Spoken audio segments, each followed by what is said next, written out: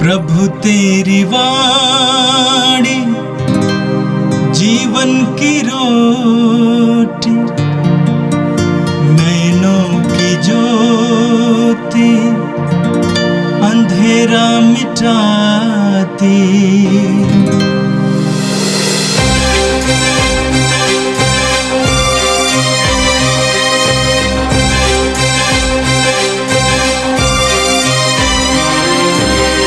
प्रभु तेरी वाणी जीवन की रोटी, नैनों की ज्योति अंधेरा मिटाती। प्रभु तेरी वाणी जीवन की रोटी, नैनों की ज्योति अंधेरा मिटाती। वाणी वाणी वाणी वाणी वाणी पवित्र है, शाश्वत है, जीवन का मन्ना है। 1 जून सोमवार। पहला पाठ सन पेतरुस का दूसरा पत्र, अध्याय 1, पद संख्या 1 से 7। यीशु मसीह के सेवक और प्रेरित सिमोन पेतरुस का यह पत्र उन लोगों के नाम हैं जिन्हें हमारे ईश्वर और मुक्तिदाता यीशु मसीह की दया से हमारी ही समान विश्वास का बहुमूल्य वरदान मिला है। आप लोगों को ईश्वर और हमारे प्रभु यीशु के ज्ञान का प्रचुर मात्रा में अनुग्रह और शांति प्राप्त हो। उनके ईश्वरीय सामर्थ्य ने हमें वह सब प्रदान किया जो भक्तिमय जीवन के लिए आवश्यक है, और हमको उसी का ज्ञान प्राप्त करने योग्य बनाया, जिसने हमें अपनी महिमा और प्रताप द्वारा बुलाया है। उस महिमा और प्रताप के द्वारा उन्होंने हमारे लिए अपनी अमूल्य और महती प्रतिज्ञाओं को पूरा किया। इस प्रकार आप उस दूषण से बच गए जो वासना के कारण संसार में व्याप्त है, और आप ईश्वरीय स्वभाव के सहभागी बन गए हैं। इसलिए आप पूरी लगन से प्रयत्न करते रहें, आपका विश्वास सदाचरण से, आपका सदाचरण ज्ञान से, आपका ज्ञान संयम से, आपका संयम धैर्य से, आपका धैर्य भक्ति से, आपकी भक्ति भातृभाव से, और आपका भातृभाव प्रेम से युक्त हो। यह प्रभु की वाणी है। संत मार्कुस के अनुसार पवित्र सुसमाचार अध्याय 12 वाक्य 1 से 12 तक। वह लोगों को दृष्टांतों में शिक्षा देने लगे।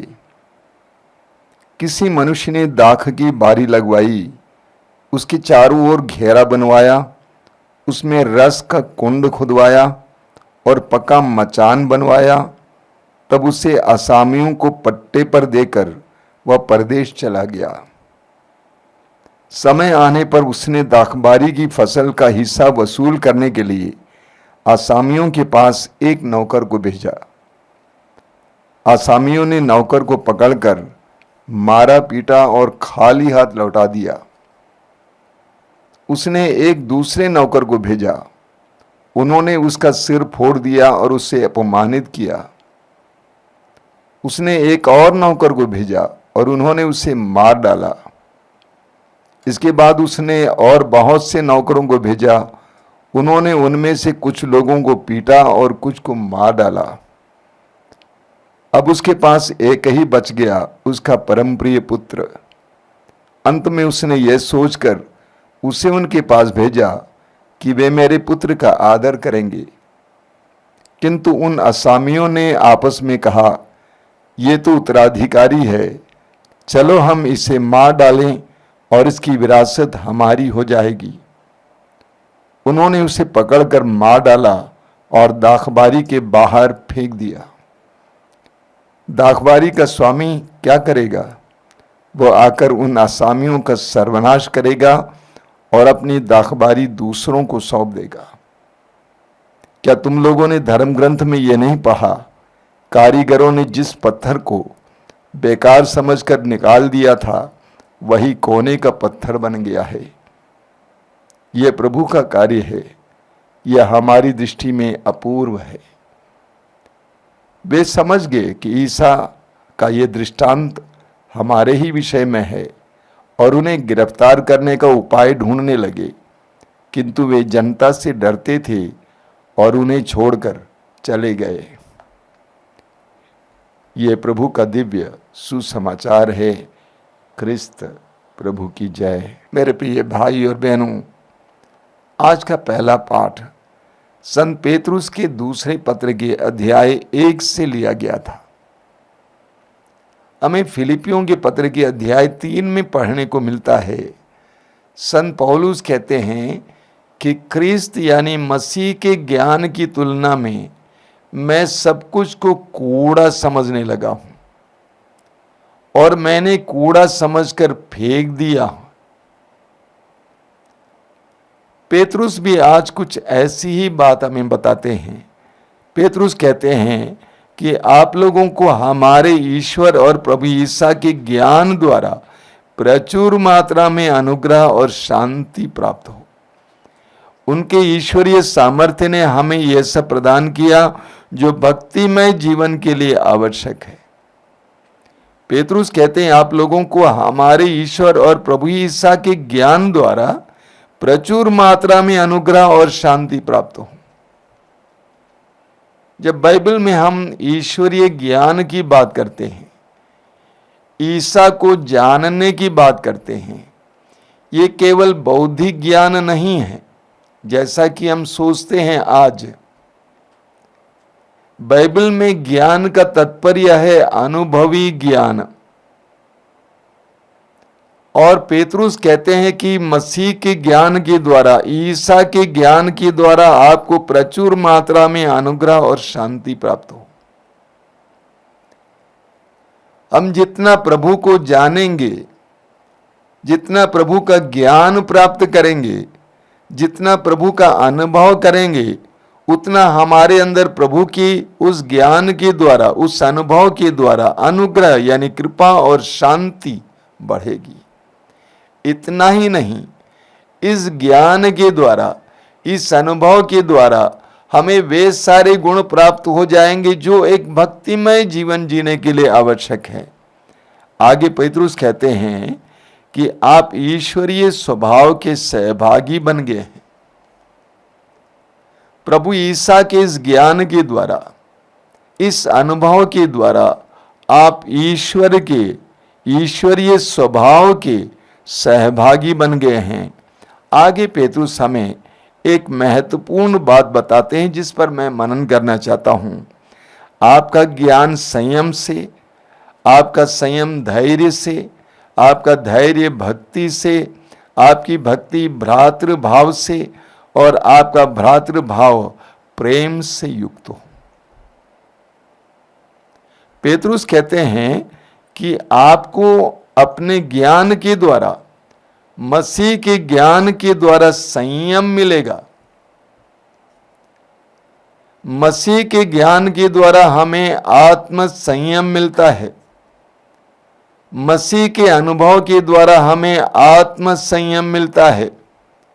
प्रभु यीशु स्वयं कहते हैं योहन के सुसमाचार के अध्याय 8 वाक्य 32 में, तुम सत्य को पहचान जाओगे और सत्य तुम्हें स्वतंत्र करेगा। तो प्रभु यीशु का ज्ञान, अनुभवी ज्ञान हमारे अंदर आत्म संयम लाता है।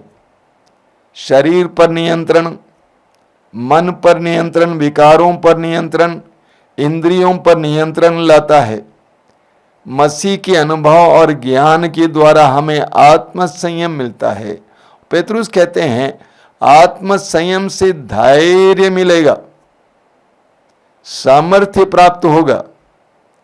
जब हम यीशु को जानेंगे, अनुभव करेंगे, हमें संयम मिलेगा। उस संयम के द्वारा हमें धैर्य प्राप्त होगा, सामर्थ्य प्राप्त होगा। आगे पेतरुस कहते हैं उस धैर्य के द्वारा हमें भक्ति मिलेगी। जब हमारे अंदर आत्म संयम रहता है, हमारे अंदर धैर्य या सामर्थ्य आ जाता है, तो हम प्रभु के प्रति समर्पित होने के लिए तैयार हो जाते हैं। हमारे अंदर लगन आ जाता है, भक्ति आ जाती है, समर्पण आ जाता है, विश्वास आ जाता है, भरोसा आ जाता है। अंत में पेतरुस कहते हैं, भक्ति के द्वारा हमें भातृभाव प्राप्त होता है।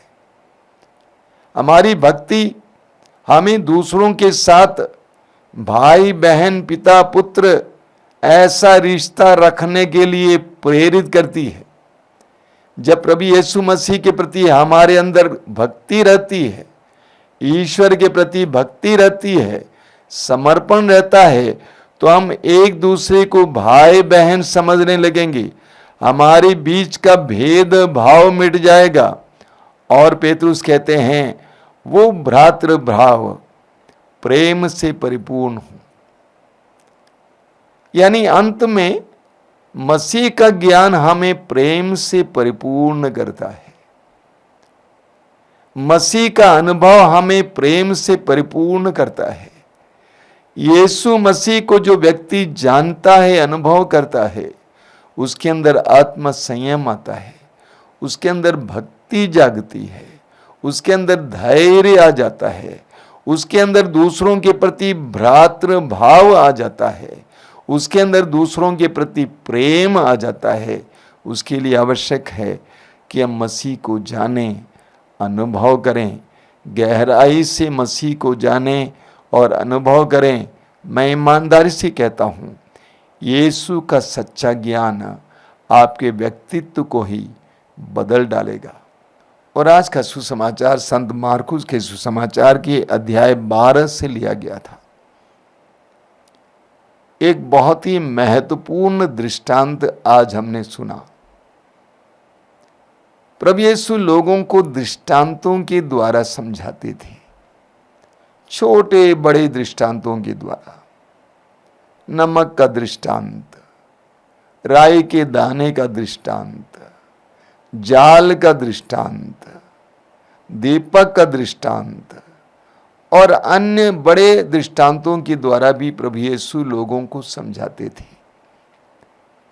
प्रभु ईश्वर के राज्य के दूत के रूप में संसार में आए और वो भी चुनी हुई प्रजा इस्राएलियों के बीच आए। उसी ईश्वरीय ज्ञान को उनको प्रदान करने आए थे, ईश्वर के राज्य के रहस्यों को बताने आए थे। यहूदियों के बीच, इस्राएलियों के बीच इस्राएली बनकर आए थे, लेकिन इस्राएलियों ने, यहूदियों ने यीशु का विरोध किया। इस विरोध के बारे में प्रभु यीशु एक दृष्टांत सुनाते हैं। मैं आपको और एक बार पढ़कर सुनाना चाहता हूं। प्रभु ने दृष्टांत सुनाया। क्या दृष्टांत है? किसी मनुष्य ने दाख की बारी लगवाई, उसके चारों ओर घेरा बनवाया, उसमें रस का कुंड खुदवाया और पक्का मचान बनवाया। तब उसे आसामियों को पट्टे पर देकर परदेश चला गया। समय आने पर उसने दाखबारी की फसल का हिस्सा वसूल करने के लिए आसामियों के पास एक नौकर को भेजा। आसामियों ने नौकर को पकड़कर मारा, पीटा और खाली हाथ लौटा दिया। फिर उसने दूसरे नौकर को भेजा। उन्होंने उसका सिर फोड़ दिया और अपमानित किया। फिर उसने और नौकर को भेजा। उन्होंने उसे मार डाला। इसके बाद उसने बहुत से नौकरों को भेजा। उनके साथ भी ऐसा ही व्यवहार किया गया। अंत में मालिक ने सोचा कि मैं अपने पुत्र को ही भेज दूंगा, वे उसका सम्मान करेंगे और जो मुझे देना है वो देंगे। लेकिन लोगों ने उसे पकड़ा और कहा कि उत्तराधिकारी है, हम इसे मार डालें और इस दाखबारी को अपना बनाएं। और उसको मार डाला और बाहर ले जाकर उसको फेंक दिया। एक सुंदर सा दृष्टांत है। प्रभु यीशु फरीसियों का सामना कर रहे थे, जिन्होंने यीशु का तिरस्कार किया। यीशु ने बड़े बड़े चिन्ह और चमत्कार प्रकट किया था। यीशु ने ईश्वर के राज्य के रहस्यों को समझाया था। यीशु ने पुराने विधान की शिक्षाओं के द्वारा लोगों को समझाया था। लेकिन यहूदियों ने, विशेष करके यहूदी धर्मगुरुओं ने यीशु को स्वीकार नहीं किया। हम मुक्ति के इतिहास में पढ़ते हैं, ईश्वर ने इस्राएली जनता को एक जनता के रूप में बनाया। वे कुछ नहीं थे, ना कुछ से ईश्वर ने एक महान जनता बनाया। इस्राएली जनता यहूदी, और उनके बीच में चिन्ह और चमत्कार प्रकट किया, उनको साथ दिया, उनको संरक्षण दिया। लेकिन वही इस्राएली जनता ईश्वर के विरुद्ध होती है। जो सम्मान, जो आराधना, जो यश, जो समय, जो स्थान ईश्वर को देना चाहिए था, उन्होंने दिया नहीं। इसलिए ईश्वर ने अपने दूतों को भेजा, नबियों को भेजा, लेकिन यहूदियों ने, इस्राएलियों ने उनके साथ बुरा व्यवहार किया। उनमें से कुछों को मारा पीटा, कुछों को मार डाला, और अंत में ईश्वर ने संसार से इतना प्यार किया कि उसने अपने एकलौते पुत्र को भेजा। लेकिन यहूदियों ने उनके साथ किया हम जानते हैं। यहूदियों ने उनको मरवा डाला, शहर के बाहर मरवा डाला, एक डाकू की तरह मरवा डाला। उसके बाद प्रभु यीशु ने क्या कहा?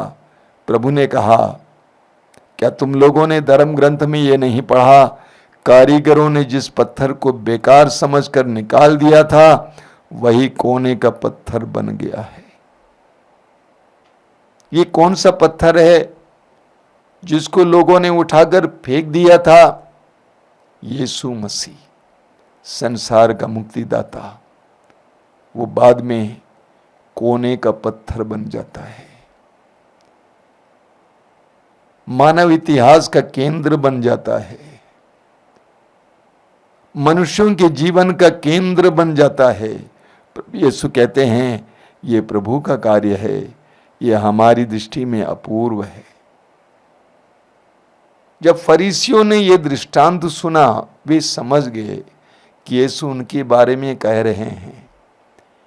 इसीलिए वे उनको गिरफ्तार करना चाह रहे थे, लेकिन नहीं कर पाए, क्योंकि वे लोगों से डरते थे। इसीलिए यीशु को छोड़कर चले गए। मेरे प्रिय भाई और बहनों, प्रभु यीशु का दृष्टांत हमारे लिए भी महत्वपूर्ण है। प्रभु ईश्वर ने हमें हमारी माताओं के गर्भ में बुना, हमारे अंदर अलग अलग शक्तियां रखी, हमें बढ़ाया, हमें संभाला, हमें संरक्षण दिया, हमें ना जाने कैसे कैसी शक्तियां दी, ताकत दी, प्रतिभाएं दी। उस ईश्वर की हमसे उम्मीदें हैं। वो ईश्वर चाहता है कि हम उसकी आराधना करें, उसको समय दें, उसको जीवन का केंद्र बनाएं, उसका हिस्सा उसको दें। प्रभु यीशु ने लोगों से कहा, जो ईश्वर का है वो ईश्वर को दो, और जो कैसर का है कैसर को दो। हमारे प्रतिदिन के जीवन में भी ये दृष्टांत लागू होता है। ईश्वर ने हमें क्या क्या नहीं दिया, लेकिन हम ईश्वर को समय देते हैं। क्या ईश्वर को प्यार देते हैं, जीवन में महत्व देते हैं, जो कुछ प्राप्त हो उसके लिए ईश्वर को धन्यवाद देते हैं। आज हम प्रभु से प्रार्थना करें कि हमें ज्ञान मिले, जिस तरह पेतरुस ने कहा, हमें ज्ञान मिले, ताकि हम ईश्वर के प्रति आभारी बने रहें, ईश्वर को अपने जीवन का केंद्र बनाएं, यीशु को अपने जीवन का और परिवार का केंद्र बनाएं। आइए हम प्रार्थना करें। प्रभु यीशु, धन्यवाद देते हैं आज के सुंदर वचनों के लिए। इस सुंदर दृष्टांत के द्वारा तूने मुक्ति के इतिहास को हमारे सामने रखा, तेरे दिल की भावना को हमारे सामने रखा। हम तुझसे प्रार्थना करते हैं, हमें भी ईश्वर के प्रति आभारी बना, ईश्वर को समय देने, जीवन में स्थान देने, महत्व देने के लिए हमें सिखा। हे प्रभु यीशु, इन वचनों को सुनने वाले मेरे भाई बहनों को आशीर्वाद दीजिए। आज का संपूर्ण दिन उनके लिए कृपा का दिन बने। हमारी प्रार्थना को ग्रहण कर, आमीन। प्रभु तेरी वाणी जीवन की रोटी, नैनों की ज्योति अंधेरा मिटाती। वाणी वाणी